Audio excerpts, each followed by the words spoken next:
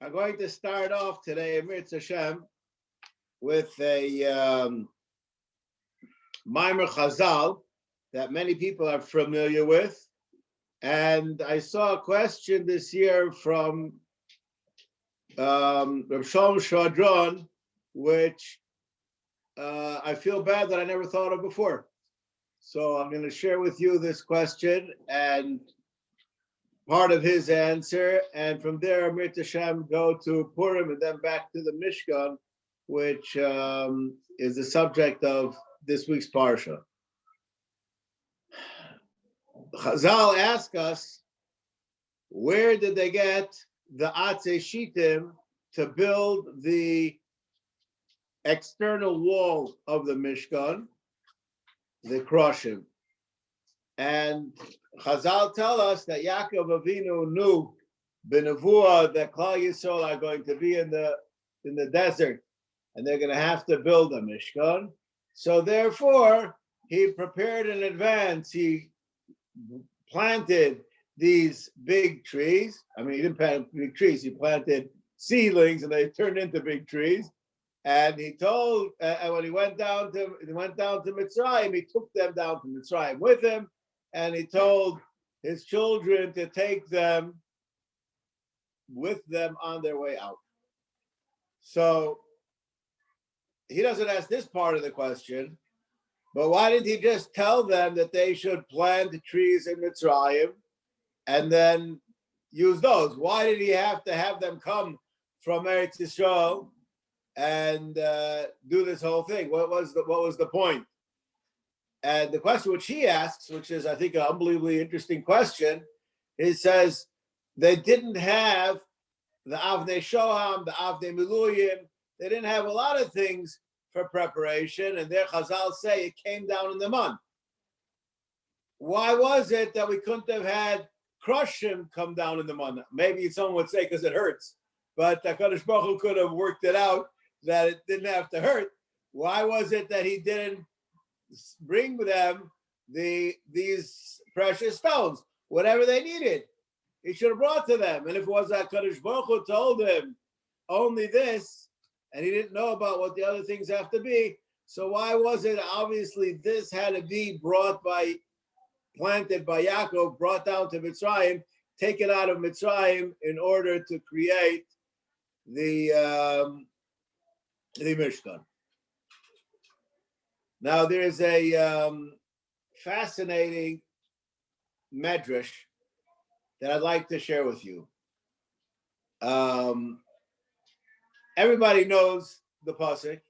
Everybody has the question, but I haven't heard too many people speak about an answer to the question. Yasu eitz gavoa chamishim amma.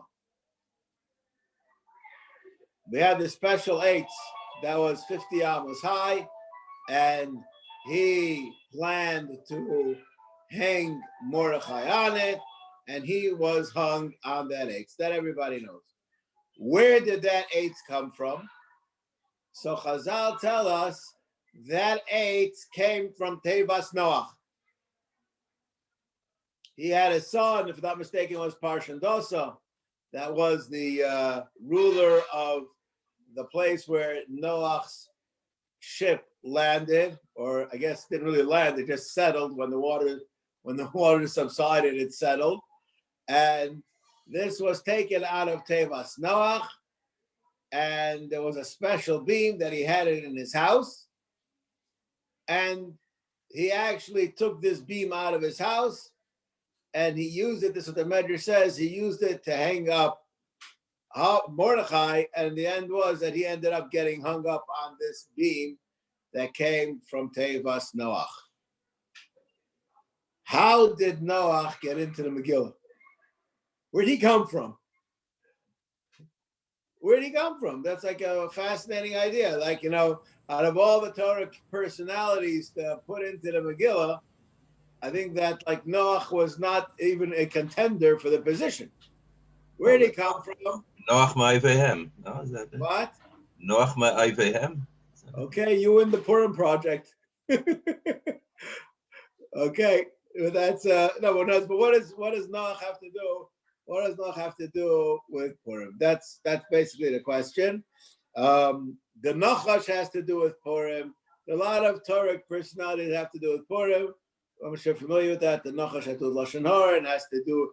The Medrash says that puts a Nachash equates the Nachash and the Medrash. I'm going to tell you something fantastic. Maybe if you remind me one day, I'll speak about it.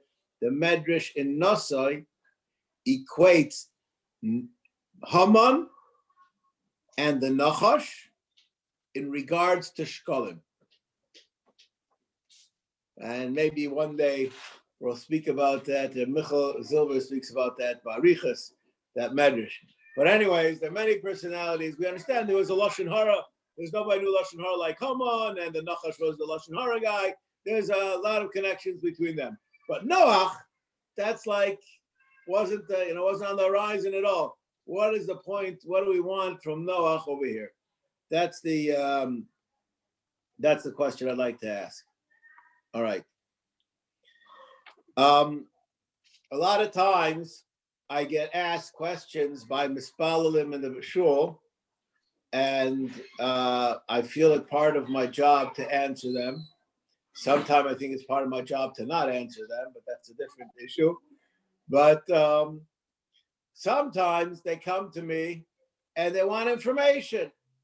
And if it's information which I have, I don't usually mind sharing it. But sometimes it's information that I'm not really interested in finding out the information because I know it's going to get me nowhere. And I had such an odyssey happen this week from somebody in Ramat Shemesh, and I was actually dissatisfied with the research which HaKadosh Baruch Hu coerced me to do. And in preparation for this year, I realized that whatever goes around comes around, and it's also just a siyata d'shmaya, just to bring to you a insight into Purim. Somebody asked me that he heard B'Shem Rav Elyashiv that though an ovel is not supposed to eat in other people's houses, not supposed to have company, that's halacha nechas aveles. So on Purim, you're allowed to have two families eat together. So I said, okay, if Rav Elyashiv said it, that's fine with me. So I said, did Rav Elyashiv say it? I said, I have no idea. Rav Elyashiv didn't tell it to me. So he asked me, could you find out? So I said, we'll see what we can do. This was on Motzei Shabbos. It was on Shabbos. Motzei Shabbos, I bumped into one of Rav Elyashiv's closest Talmidim. Someplace, I wasn't expecting to see him there, and I know him very well.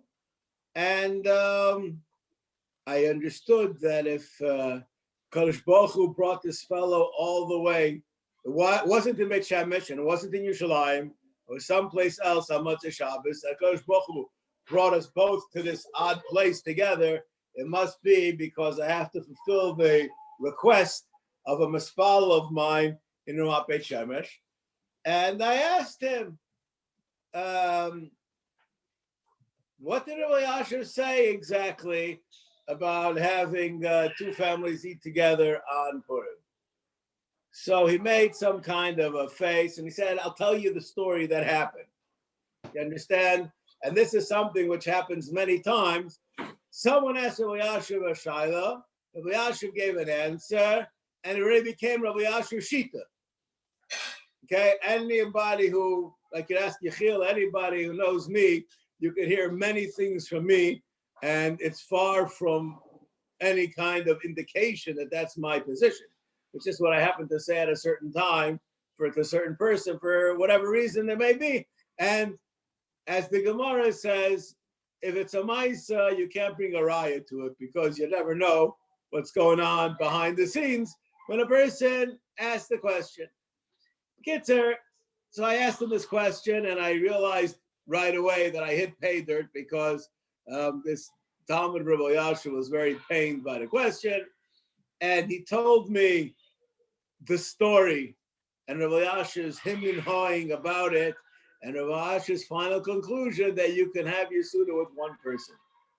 So if anybody tells you that that's what Rav Elyashiv said, you could say in my name, it's not necessarily so, okay? At least according to the research that I did, I'm far from convinced that it's his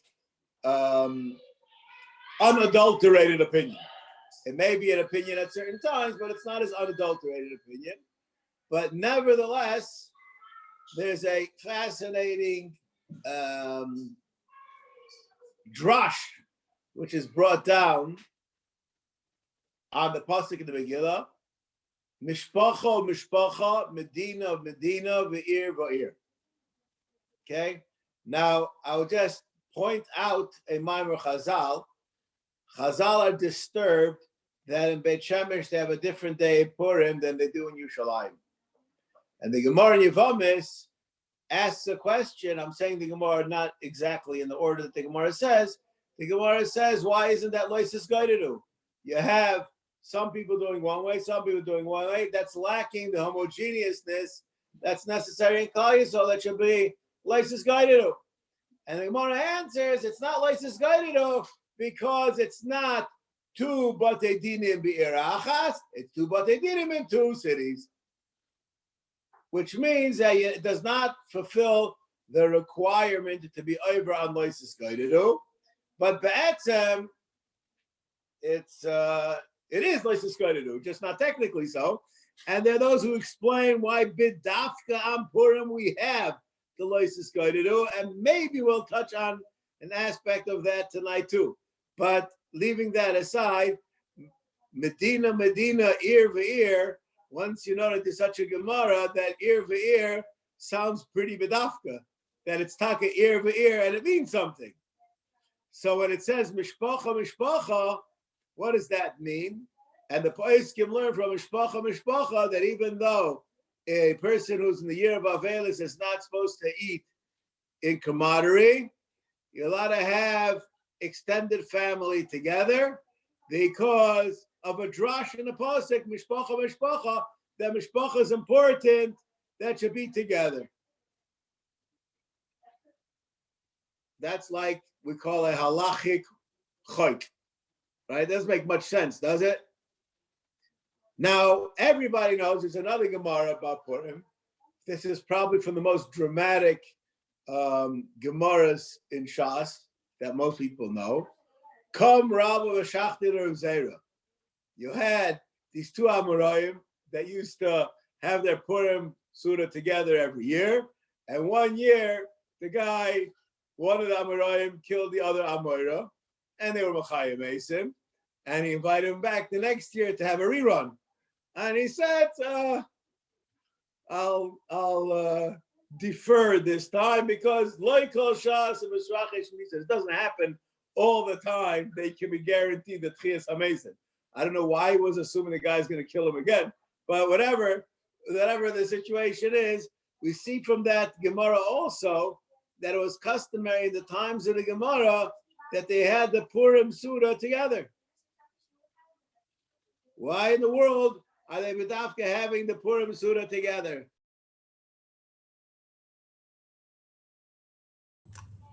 Okay, this is a question. Anybody want to answer?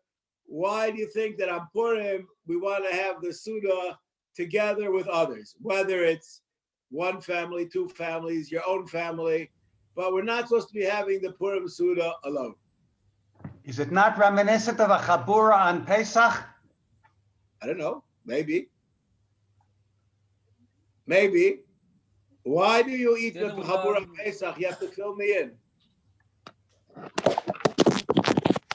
I think, Sheffer, you have to bench Goimel because you just fell. I apologize. Why do we eat the Chabura on Pesach?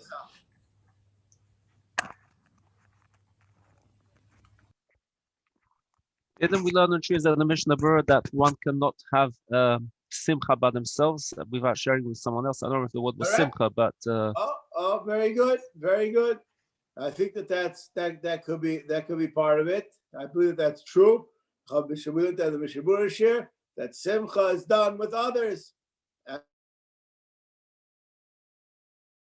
it makes you happier. You have to have simcha with others. Now, as far as Shefer, what you're concerned with, it doesn't really say what you said in Hilchos Psachim. It just being that the average animal cannot be finished by one person, we're forced to have families joined together. Now, obviously, there is some esoteric reason, as I'm not arguing with that it must be because Baruch he worked it out. He understood that the implications of making such a thing, but it's not directly that you're supposed to have it with other families. Not only that, I will tell you something. I thought about it a few times, and maybe one day I'll speak about it, but I first have to have the answer to the question. It seems to me that what Klal Yisrael does is not the preferred thing. Klal Yisrael, and I'll explain why I think that what they're doing has merit to it. Klal Yisrael, the yontif that everybody goes to spend with family is Pesach.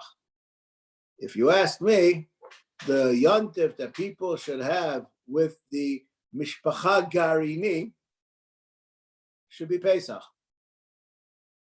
Why is that so? Why do I believe so? Because this is the Chag of Chinuch. So I go to my brother's house, and my kids have to be subjected to his Chinuch.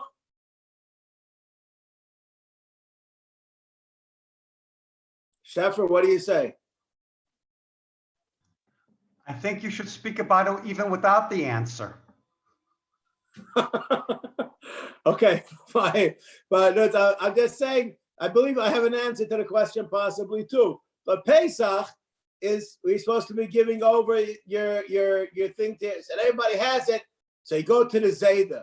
You go to the Zayda, that's a wonderful thing. Why? Because the child gets to see where his parent got der chinuch. So you're giving your child a background in where he's coming from and to understand, to use expression, where his parent is coming from. But by and large, Pesach, I do believe it's important for a person to be able to have their own Seder. Could be there's advantages to having one together. And I will just mention on that subject, when I was just married, I don't remember if it was the first, second, or third year that I was married, but essentially just married. So I still held 2 days of Yontif, and myself and my wife's cousin was the same age as my wife, and her husband the same age as me, and we were friends from the time that we were teenagers. We were both here in Eretz Yisrael together, and we had what I call an adult Seder. And it was a really super Seder. And after that Seder, I said, wow, this is what a Seder should be like. And then I got a little bit older and I realized that's not what a Seder is all about. That's a aspect of a Seder, that we get fortified. But it's also the opportunity to fortify others. It's like a little bit of a self-centered kind of a appreciation. But yes, we are also supposed to be fortified. Anyways, Purim, we have to have simcha. In order for me to have simcha, I have to have it with other people. And Gil, what can I say? I'm flattered that you remembered that from the shir. And though that's true, I'm going to discuss it from a different angle. And the reason why I don't want to discuss it from that angle, even though that it's true, and I believe that it's part of the reason behind halacha, is an exact opposite reason, which I think is also true. And that's what I would like to share with you today, a unique, exact opposite reason. What other mitzvahs do we have on Purim? Mishalach Manois and Matanas Lev Yoinim. These are mitzvahs that we are givers to others. This is a social holiday. There's something about Purim which has to do with the coming in together, having people together, that's part of the deal of what Purim is about. Okay, and I'll elaborate on it too. And I just want to tell you, Gil, that this is not exclusive to that what you said. It's actually inclusive, because your shot is the end result of that which we're going to learn today. It's not a different thing. It's a different place on the road. You have to get on a different exit or a different entrance ramp. Anyways, question. This is not my question. Why in the world did HaKadosh Baruch Hu have to have Noach bring all the animals onto the table? So it could very well be this was all a gimmick for him to be in the Kiruv movement for 120 years, because it takes that much time to build it. But he could have just made an island, and that island has in it whatever is necessary for anything to live, and he should just put sandbags up for 120 years. Why do you have to have everybody on this boat, and he had to be up 24/7, making the rounds, feeding all of the animals? Like, what's going on? What's the point? Ellie, you have an answer?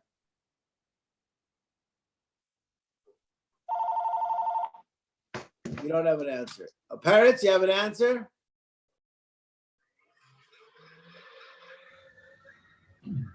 Mr. Lippman? Anybody out there? Okay. Well, they give you. Teach him chesed.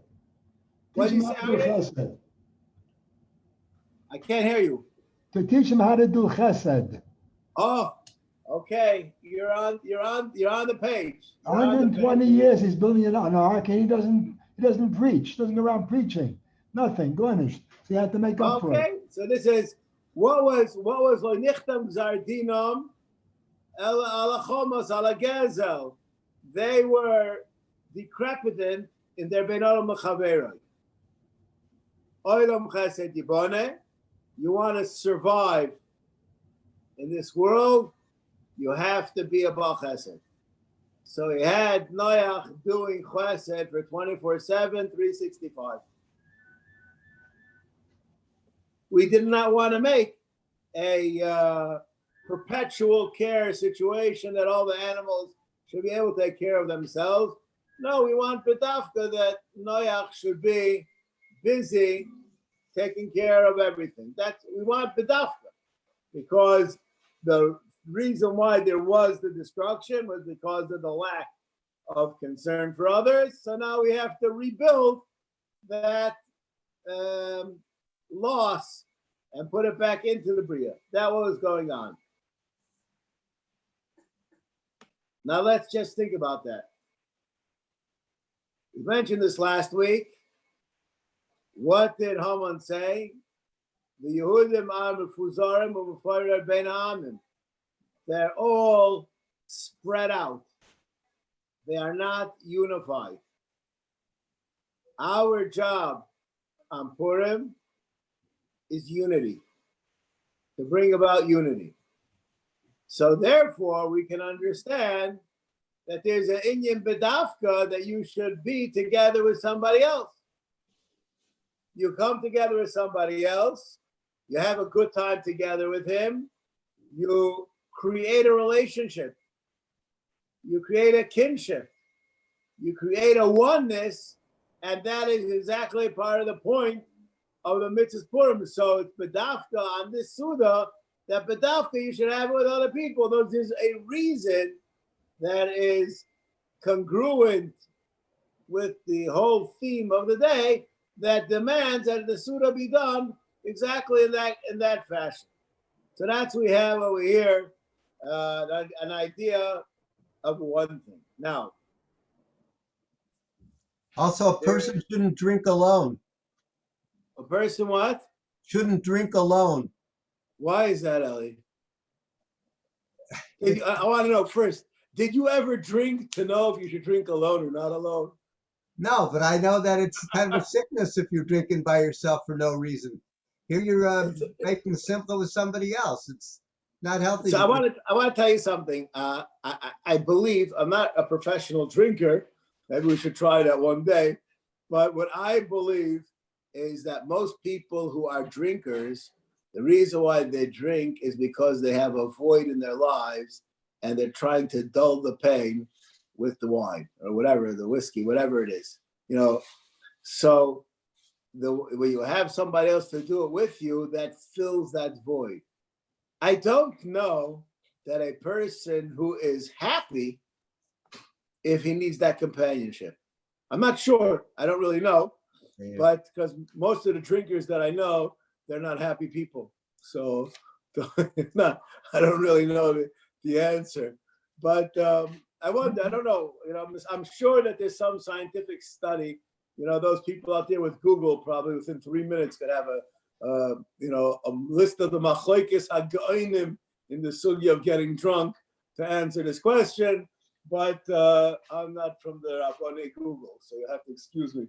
But anyways, Rabbi, I thought Eli was referring to Noah, who got drunk drinking alone.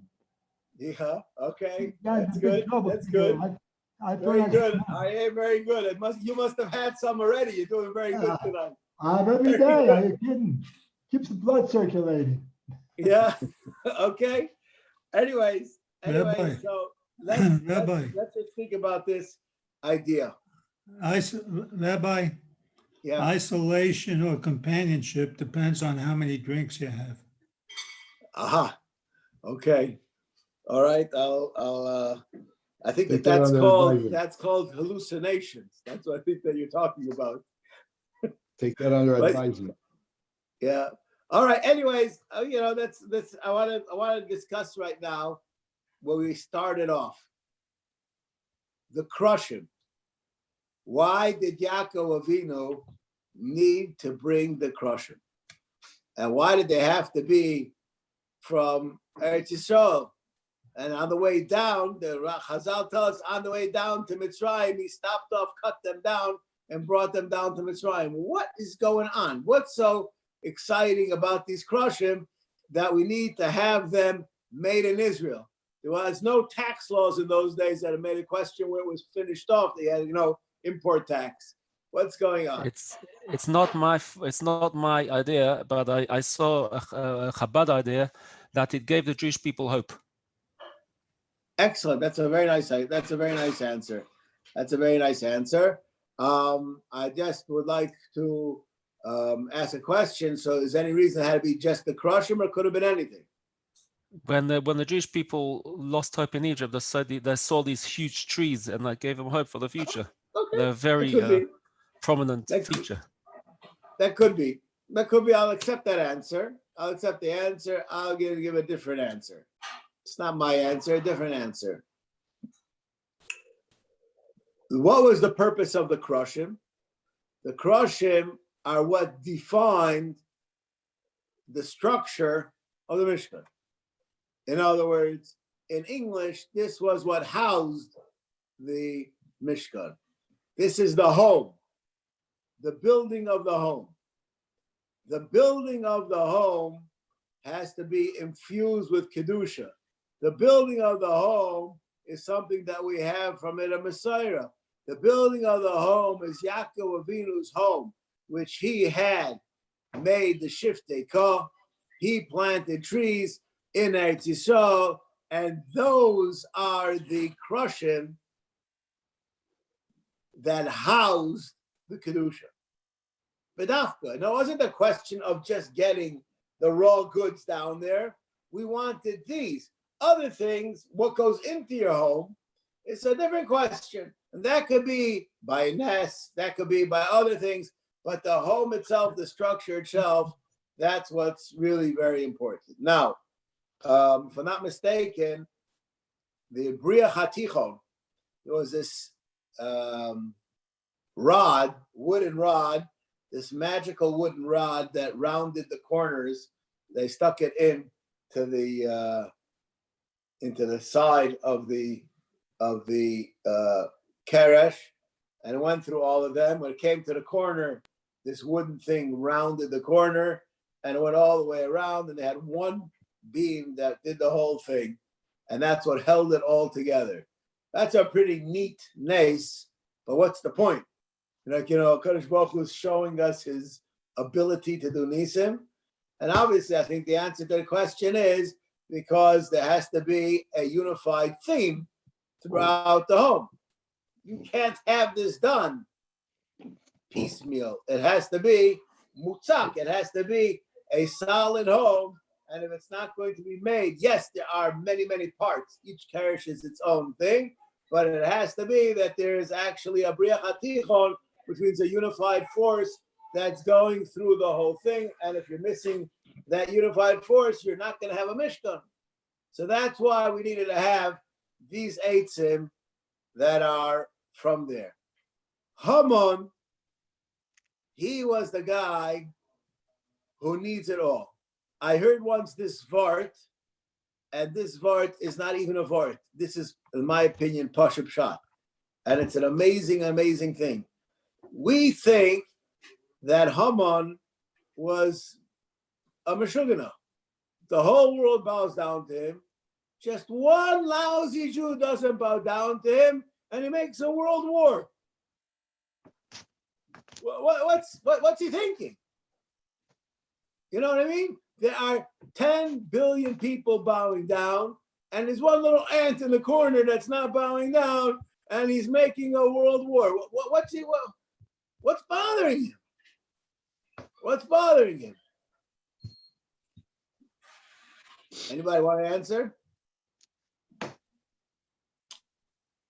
I'm going to tell you. The answer is two things. First of all, there's the assault in life that I'm never satisfied if I didn't get what I expected to get. Even if I have enough, but if I expected more and I got less, I'm unsatisfied. He expected everybody to bow down. So if there's one guy that's not bowing down, so that causes him to be crestfallen because a person becomes depressed when he didn't reach what he expected to get. And he expected everybody. So first of all, he's 100% normal. He just had better vision than most of us. We don't have such clear vision where we're supposed to get to. And the other thing is, I think the question is really a ridiculous question. A person has a 40 billion piece puzzle and he's missing one piece. So you say, what do you mean? You have, 39 billion, you just don't have a puzzle. It's not just in numbers. If you don't have everybody, you have nobody. He lost. That's like saying, I have this big balloon and they only made one little hole in it. There's no such thing. You don't have a balloon. There's no big balloon with one hole. It's all gone. So Haman understood what was going on. Haman was the man who was self-centered. And I'm going to ask you a question. And I had this question for many, many years. And someone answered this question to me this year. If I ask any of you, if you were chosen by the Queen of England to be honored, what would you like to be honored with? It would take me at least 15 seconds to come up with some answer to that question. Right? They ask Haman, and bingo, in 1 second, he has it all figured out. I'm going to go here and there, and this is good. He has it all figured out. How's that? How do you have it all figured out? Because that's what he was dreaming about. He didn't figure it out then. He was dreaming about this all along. Finally, that story about that uncle at the Sheva Brachas. This uncle went to this family Sheva Brachas in this big fancy hotel, before Corona. And on Sunday, he goes to the doctor and he says, I have a terrible stomachache. So he says, where were you Shabbos? He said, I went to this fancy hotel and they had unbelievable food, and he starts describing everything. And the doctor says, I don't see any reason why you should feel ill. And he starts asking all kinds of questions. Then he asks him, so tell me something. So you were the uncle, did they ask you to speak? So he said, no, I didn't ask you to speak, but I had a speech prepared. So that's okay, so tell me your speech. And he tells him a speech. After he tells him a speech, now he feels better. He finally got it out of his system, you understand? Yeah, the blockage over here was that speech that he had waiting to get rid of. Anyways, so Haman, his whole life, he was waiting for this opportunity. Someone say, so what would you do if you could have Kol Kavod Sheba'olam? And finally, Achashverosh asked him the question, boom! She spits it out in a second.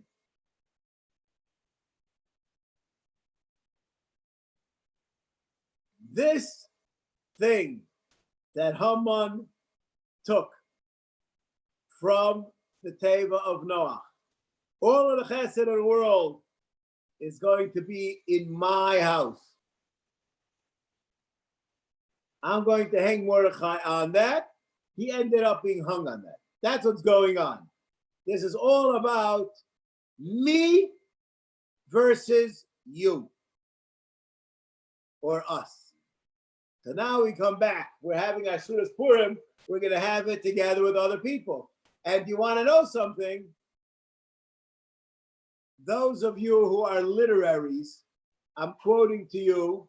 Adam Sheffer, I'm saying this to you because you should appreciate where I saw this. Rabbi Hoberman is the one who says this idea. The word ach is part of the word echod. All of the achim come together to make an echod. They are pieces of the one. That's like it says that Yaakov Avinu, he was one, he wanted to see if his 12 children were going to be. So the ach and the part of one. When we come together and we separate and we have a Suda together, what we're doing is we're becoming echod. There is nothing more joyous than that. That's a totally different kind of a simcha. Now this is when you come from a background that came from an Eshel, that came from Bais of Yaakov Avinu, and this is what the Mishkan is.